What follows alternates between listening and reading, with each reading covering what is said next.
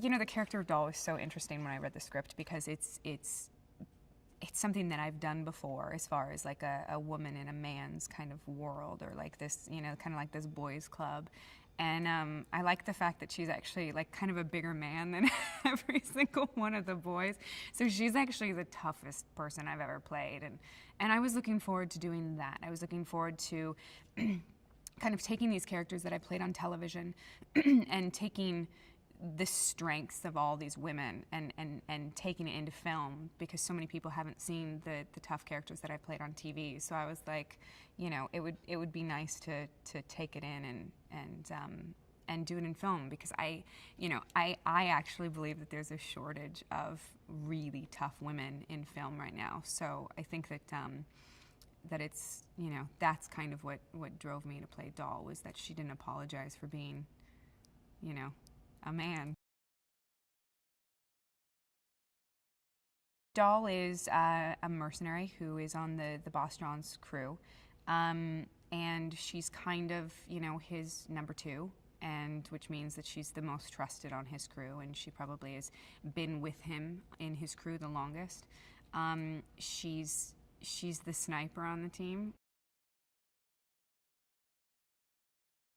Riddick gets kind of dropped off on a planet that he believes to be Furia, and he, for some reason, has to trigger kind of an SOS beacon, I guess, so to speak, and kind of alert to the mercs that he's on this planet, and it's kind of a race to see who can get him first. And there's two teams of mercs go to kind of capture him for two very different reasons, actually, and. One is kind of the ragtag crew, kind of you know, Mad Max-ish, and a little Snake Plissken, I guess, kind of mixed in, and then the other crew is very very militant, very trained, very specific in their actions, and so they're polar opposites of each other, and it's, you know, who can get to Riddick first.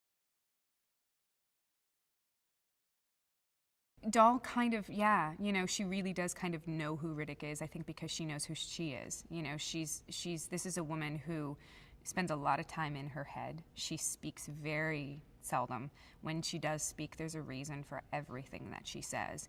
And so she spends a lot of time watching people and seeing what makes them tick. She's a sniper, so she's very, very keen on what's going on, and she's aware of everything that's going on. And so I think that she really does see Riddick for who he is, and I think she sees his strengths and his weaknesses, and I think it's one of the reasons why, you know, why she gravitates towards him.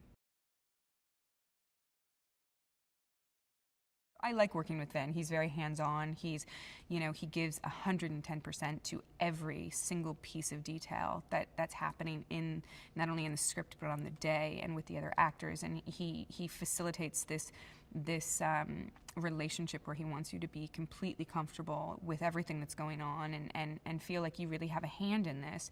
And he said something to me that I've always kind of believed in, is that once it's on the page, and once you hire an actor, that actor will always know the character better than anybody else.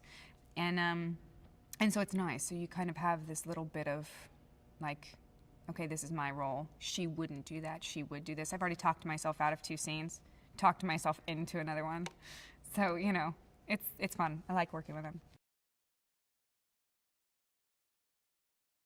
I loved E.T. He's probably one of the most interesting directors that I've worked with, because he's so creative and he's so visual and he knows what he wants.